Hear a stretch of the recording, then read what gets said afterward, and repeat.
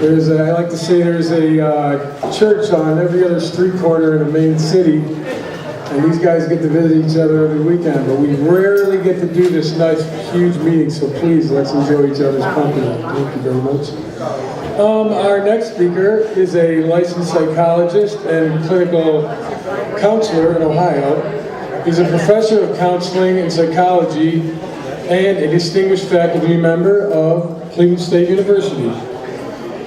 His research spans a broad spectrum of psychopathology and mental health diagnosis, and a lot of other big words that I don't really feel like saying right now. He's an author and a co-author of 6 books, which are available on Amazon, which I don't have the name of them, but I'm sure he can tell you. And has written many peer-review review papers on his books. He also has led a TED Talk on mental health and in the age of violence, from pushing pills to counseling skills. You can see this on TED if you go on TEDxle.com. Elliot has been inspired and influenced by the Freethought community in the late 19th century by Robert Ingersoll, a leading freethinker of the time. He believes the most important skill in a human being is critical thinking and seasoned with compassion. He is also a singer-songwriter and the creator of Freethought folk music, and he performs throughout Northeast Ohio, and he has a CD called The American Infidel, which was released 2013. And he also plays with this awesome band, the Svoboda Band, which will be here later on also. Ladies and gentlemen, Elliot Ingersoll. Thank you.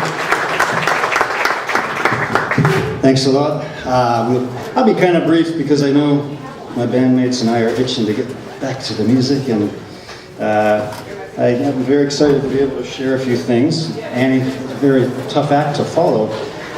Let me get these on. I'm about 24 years past my evolutionary use-by date.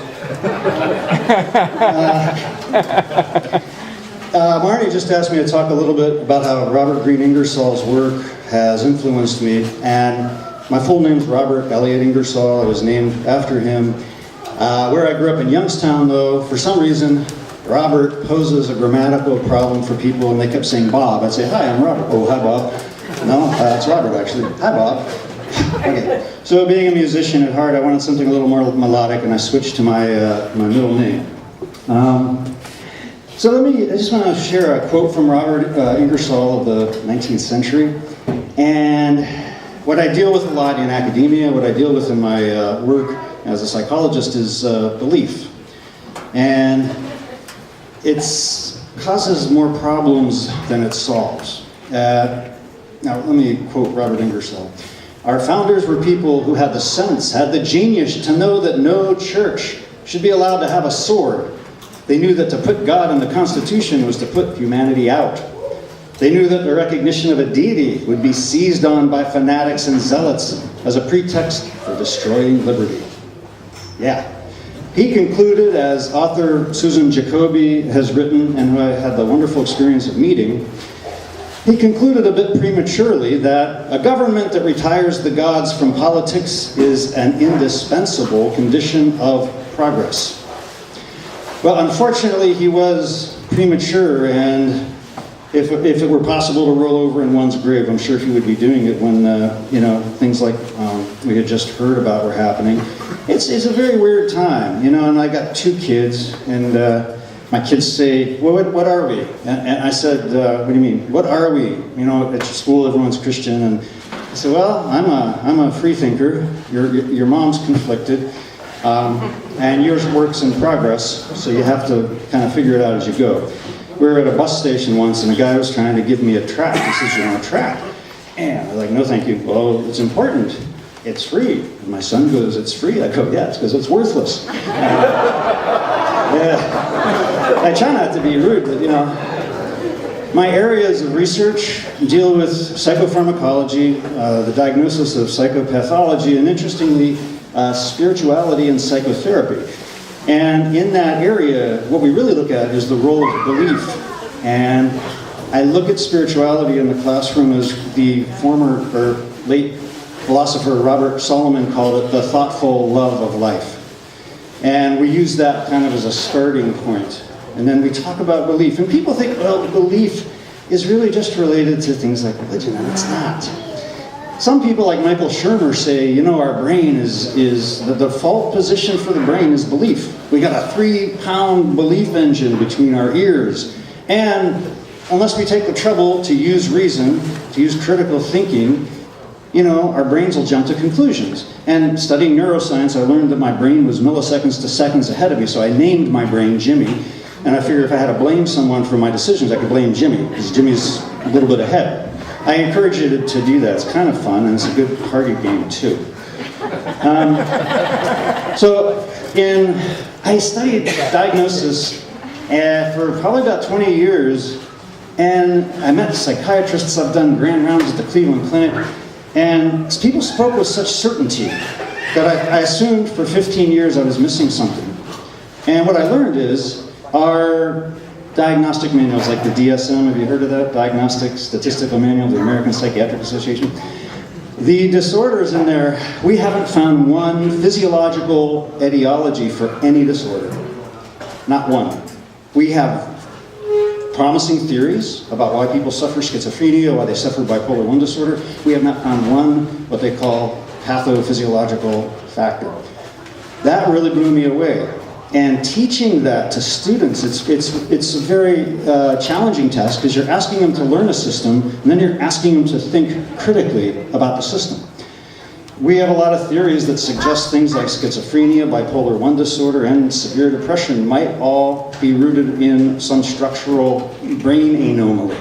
And again, these are theories, they're still being looked at. But there's dozens of theories of why you can get depressed. There's at least 6 good competing theories on schizophrenia, bipolar I disorder.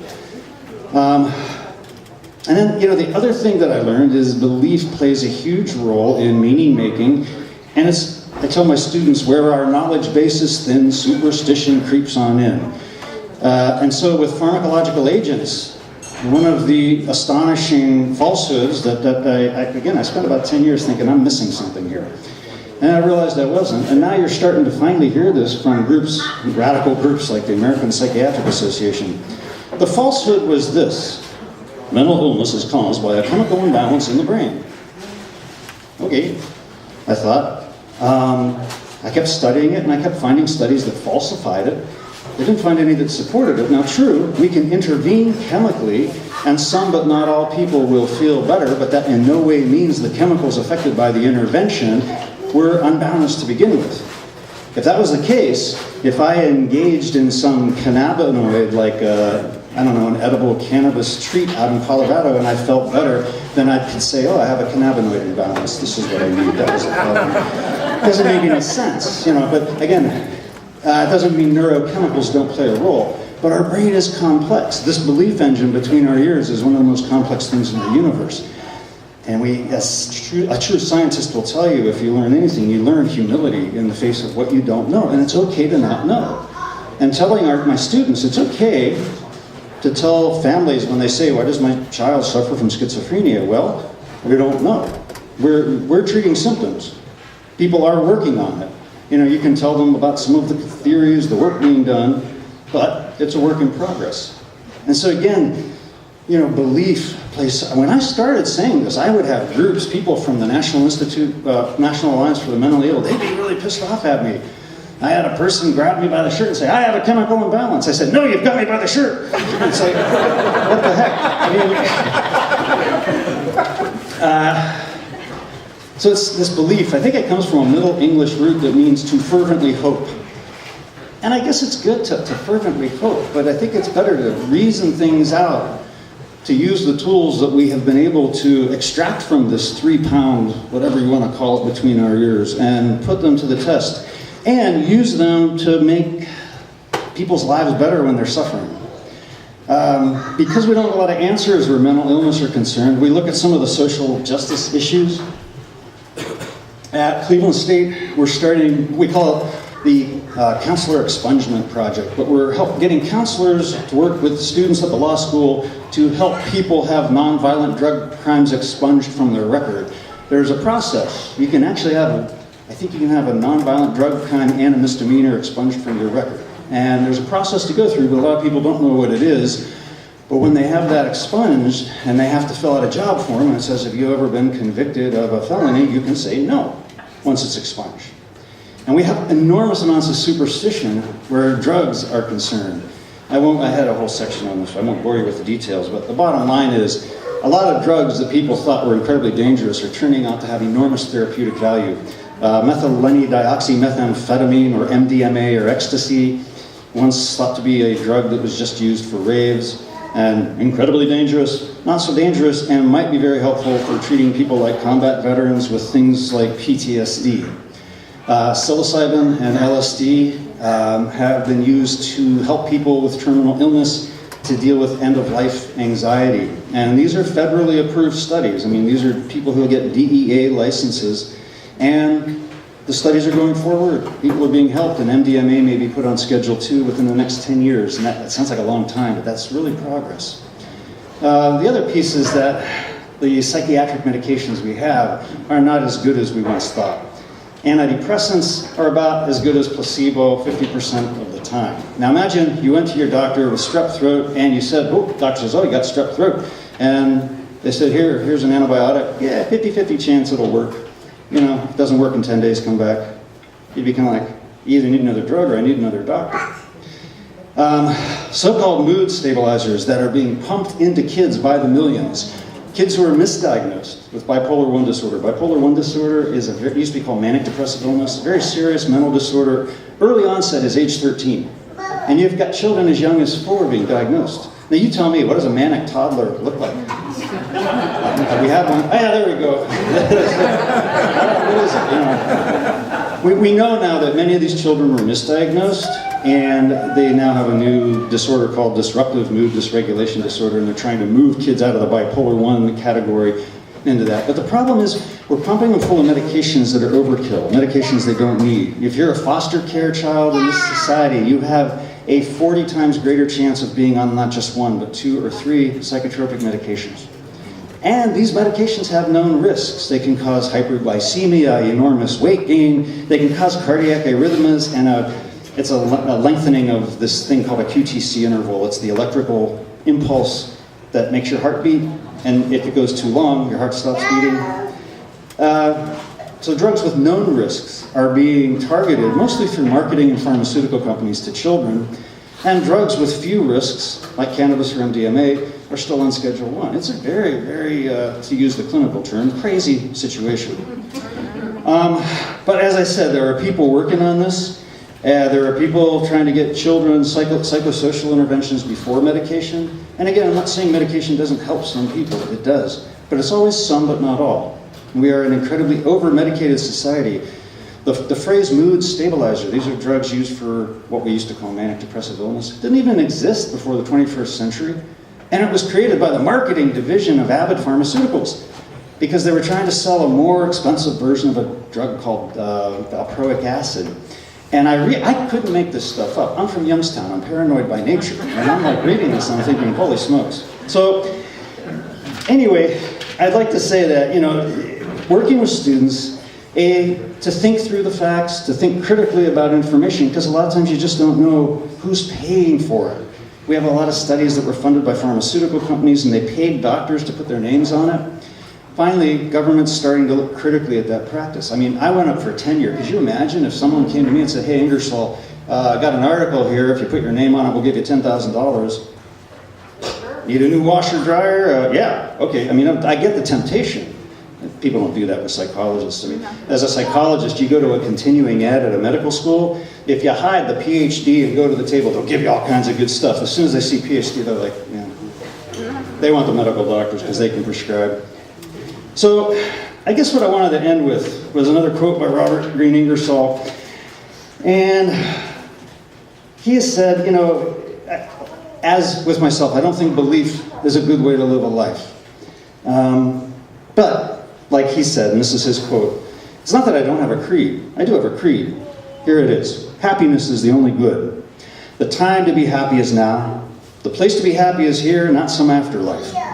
The way to be happy is to make others happy. My creed is short, but it's strong enough for this world. If there's another world, when I get there, I'll make another creed. Thank you for your attention.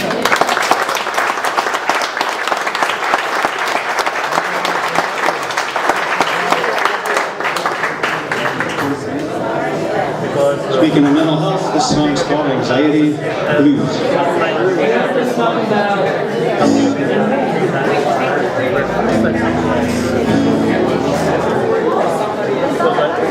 I also met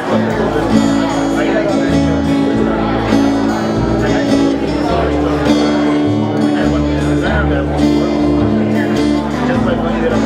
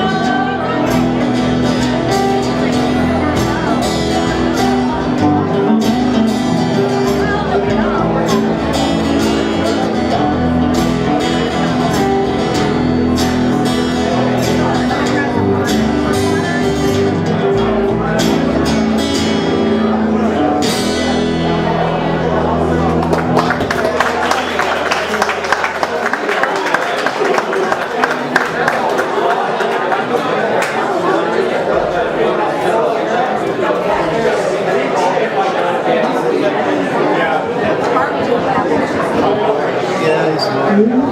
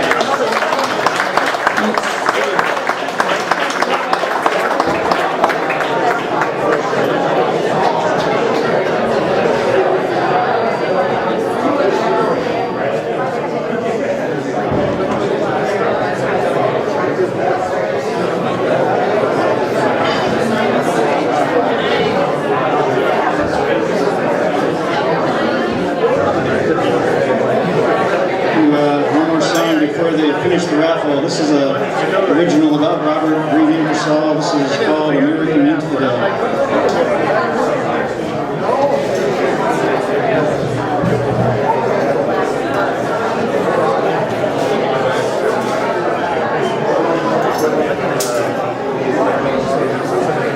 Drum switch here. Maybe you'll win another one. You're right, get 3, right? Your tickets got 3 winners? Oh, okay, that's good.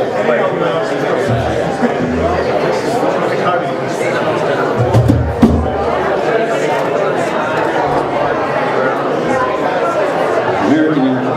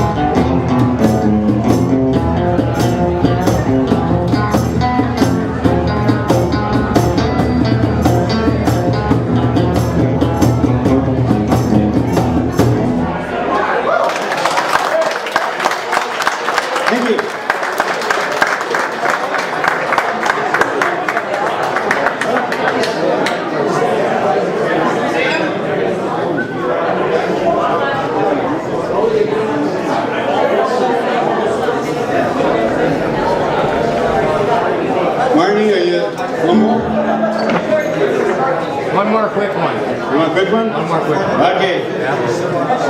Now a quick one. Here we go. Fiesta.